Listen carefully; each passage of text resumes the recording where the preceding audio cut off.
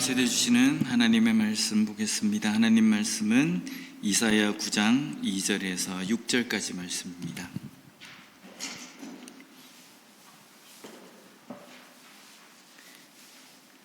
이사야 9장 2절에서 6절까지 말씀, 우리 함께 천천히 읽도록 하겠습니다. 시작.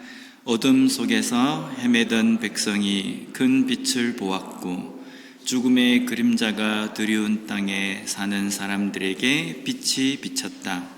하나님 주님께서 그들에게 큰 기쁨을 주셨고 그들을 행복하게 하셨습니다. 사람들이 곡식을 거둘 때 기뻐하듯이 그들이 주님 앞에서 기뻐하며 군인들이 전리품을 나눌 때 즐거워하듯이 그들이 주님 앞에서 즐거워합니다. 주님께서 미디안을 치시던 날처럼 그들을 내리 누르던 멍에를 부수시고 그들의 어깨를 짓누르던 통나무와 압제자의 몽둥이를 꺾으셨기 때문입니다. 침략자의 군화와 피 묻은 군복이 모두 땔감이 되어서 불에 타 없어질 것이기 때문입니다. 한 아기가 우리를 위해 태어났다. 우리가 한 아들을 모셨다. 그는 우리의 통치자가 될 것이다. 그의 이름은 놀라우신 조언자, 전능하신 하나님, 영존하시는 아버지, 평화의 왕이라고 불릴 것이다. 아멘. 우리 옆에 분하고 한번 인사 나누겠습니다. 한 주간도 말씀으로 승리하셨습니까? 오늘도 잘 오셨습니다. 우리가 12월이 되면 12월에는 한 해의 마지막 달이기도 하지만은 성탄절이 12월에 있습니다. 성탄절이라는 것은 그날에 예수님께서 태어나셨다는 의미가 아니라 예수님의 탄생을 우리가 기념하는 날로 우리가 삼자라고 해서 이 날을 우리가 12월 25일을 성탄절로 지키는 겁니다. 그래서 12월이 되면 성탄절이 있기 때문에 내가 무슨 선물을 받을 것인가 이걸 고민하는 것이 아니라 내가 이날에 이 한 달 동안만이라도 예수님의 이 성탄절이 어떤 의미가 있는지 내가 좀 묵상해야 되겠다. 우리 친구들이 그렇게 생각을 해야 됩니다. 그래서 성탄절 예배 전까지 한 3번 정도 이렇게 성탄절의 의미에 대해서 좀 이렇게 살펴보려고 합니다. 그래서 오늘은요, 빛으로 오신 예수님이라는 제목으로 하나님의 말씀을 나누도록 하겠습니다. 예수님이 빛이랍니다. 오늘 보면 2절 말씀을 우리 친구들 같이 한번 읽어볼까요? 시작. 어둠 속에서 헤매던 백성이 큰 빛을 보았고 죽음의 그림자가 드리운 땅에 사는 사람들에게 빛이 비쳤다. 아멘. 여기 보면 어둠 속에 헤매던 백성이라는 구절이 나옵니다. 어둠이 어떤 의미가, 어떤 느낌이 듭니까? 캄캄합니다. 우리가 눈을 감으면 앞이 아무것도 보이지가 않죠. 근데 우리가 이 눈꺼풀이 그래도 어느 정도 피부기 때문에 가만히 보면요, 빛이 약간 새어 나옵니다.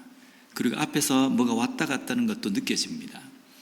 그런데 완전하게 어둠 가운데서는요, 아무것도 보이지 않습니다. 그래서 이 어둠이라는 이 표현을 비유를 할 때 좋은 데다가 이 어둠을 비유를 잘 하지 않습니다. 어둡다 이러면 뭔가 칙칙하다, 좋지 않다라는 그런 의미로 이 어두움을 비유를 합니다. 성경에서도 보면 이 어두움은요, 죄, 심판, 멸망 등의 의미로 비유하고 사용이 되어집니다.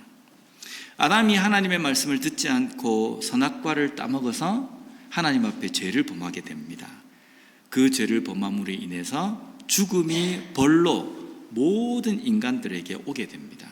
그래서 이 죽음을 어둠이라고 이렇게 표현합니다. 어디로 가야 될지 모르는 어둠 가운데 있는 사람은요, 어디로 가야 될지 모릅니다. 그래서 바로 옆에 낭떠러지가 있어도 이게 낭떠러지인지 아니면 바로 옆에 엄청나게 위험한 것이 있어도 전혀 깨닫지 못하고 그냥 길을 걸어가는 사람이라는 겁니다. 그런 사람에게 가장 필요한 게 뭐가 있을까요? 어둠 가운데 위험한 길인지 그렇지 못한 길인지 모르고 걸어가는 사람에게 가장 필요한 것은 빛입니다. 빛이 있어야 그 캄캄한 어둠의 길을 잘 걸어갈 수 있는 겁니다. 하다못해 조그만 촛불, 성냥불 하나만 켜도요, 내가 갈 수 있는 길을 그 앞은 볼 수가 있습니다. 이 빛이라는 것이 어둠 가운데 있는 사람들에게는 너무나도 필요하고 소중한 것입니다. 죽음의 어두움의 길을 걸어가는 사람에게 예수님은 빛으로 오셨다는 겁니다. 예수님께서 빛으로 오셨다는 겁니다. 예수님께서 이 땅에 빛으로 오셨다라는 것은요, 단순하게 성냥불 하나 켜가지고 바로 앞을 볼 수 있는 그 정도의 빛이 아니라 예수님의 빛은 완벽하게 밝게 하는 빛으로 이 땅에 오신 겁니다. 우리가 여기서 빛을 비추면 이 강대상이 있어가지고 이 반대편은 그늘이 져가지고 잘 안 보입니다. 그런데 예수님의 빛은요, 그 어디에도 그늘진 곳이 없게 하셨다는 겁니다. 빛으로 오신 예수님은 죽음이라는 그 어둠 가운데 있는 우리를 완벽하게 밝게 하시고 어둠이 전혀 없는 삶을 살도록 하셨다는 겁니다. 예수님께서 이 땅에 오신 이유가 바로 이것 때문입니다. 죽음이라는 어둠 가운데 있는 우리를 밝은 곳에서 살 수 있도록 예수님께서 육신의 몸을 입고 이 땅에 오셨다는 겁니다. 우리가 죄를 범해서 죽음이라는 형벌을 가지고 산다라는 것은요, 주일학교 우리 친구들은 잘 알겠지만은 천국 아닌 지옥의 삶을 살아간다라는 의미거든요. 육신이 다하고 난 다음에 지옥에 가서 영원히 고통받으면서 살게 된다는 겁니다. 그것을 어둠이라고 이렇게 이야기합니다. 그런데 예수님께서 우리의 죄값을 치러주심으로 인해서 우리는 그 어둠이라는 곳에 가지 않고 밝음이라는 곳에 갑니다. 그 밝음이라는 곳이 어디입니까? 지옥과 반대되는 천국, 하나님이 계시는 하나님 나라라는 겁니다. 우리는 이제 육신의 생명이 다하고 난 다음에는 하나님 계신 영원한 천국에 우리가 들어가게 됩니다.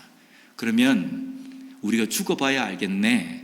그럼 이 땅에서 우리가 사는 것은 어떤 의미가 있는가? 우리 친구들은 빛으로 오신 예수님을 믿는 믿음으로 산다는 것이 어떤 것인지 잘 알아야 됩니다. 첫 번째는요, 빛의 자녀답게 우리가 살아야 되는데 빛은 감추지 못합니다. 모든 것을 밝히는 겁니다. 그래서 우리가 빛의 자녀답게 이 땅의 삶을 산다는 것은 내가 죄를 지었고 내가 어떤 잘못을 했을 때에 하나님 앞에 감추지 않고 솔직하게 회개하는 삶을 살아가는 것이 빛의 자녀답게 사는 삶이라는 겁니다. 사람들은 자기 잘못한 것을 감추려고 합니다. 감추면 사람들은 다 잘 속아 넘어갑니다. 왜냐하면 감추면 잘 보지 못하기 때문입니다. 그런데 하나님은 우리가 무엇을 감추더라도 그것을 빛을 밝혀서 다 보고 계시기 때문에 우리가 빛의 자녀답게 산다는 것은, 하나님의 자녀답게 산다는 것은 감추지 않고 잘못을 하나님 앞에 회개하는 삶을 사는 겁니다. 두 번째로 빛의 자녀답게 산다는 것은요, 빛을 비추며 산다는 겁니다. 예수님께서 뭘로 오셨습니까? 이 땅에 빛으로 오셨죠. 빛으로 오신 예수님을 우리가 받아서 그 빛을 세상 사람들에게 비추는 겁니다. 어떻게 하면 예수님의 빛을 세상 다른 사람들에게 비출 수 있을까요? 욕심부리고 시기하고 질투하고 다른 사람을 미워하면서 사는 것이 예수님의 빛을 비추는 삶일까요? 아니죠. 용서하고 사랑하고 다른 사람을 위해서 도와주고 그런 삶이 예수님의 빛을 비추는 빛의 자녀로 사는 사람이라는 겁니다. 마지막으로 빛의 자녀답게 산다는 것은요, 다른 사람들에게 길을 밝게 비추어 주는 겁니다. 어디로 가야 밝은 빛을 가지고 살아가는 삶이 되는지를 인도하는 겁니다. 그래서 옆에 있는 다른 친구들에게 빛이신 예수님을 전하고 그리고 예수님을 믿을 수 있도록 인도해 주는 그런 삶을 사는 것이 빛의 자녀답게 사는 삶입니다.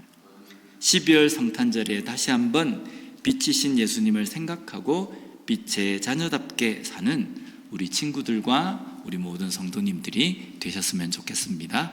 기도하겠습니다. 하나님 아버지 감사합니다. 오늘 말씀을 통해서 빛으로 오신 예수님을 다시 한번 저희들이 묵상하고 빛으로 오신 예수님의 자녀로서 빛의 자녀답게 사는 것이 어떤 것인지 깨닫게 해주시니 감사합니다. 들은 것으로 끝나는 것이 아니라 빛의 자녀답게 살아가는 우리가 되게 하여 주시옵소서. 예수님 이름으로 기도드립니다. 아멘.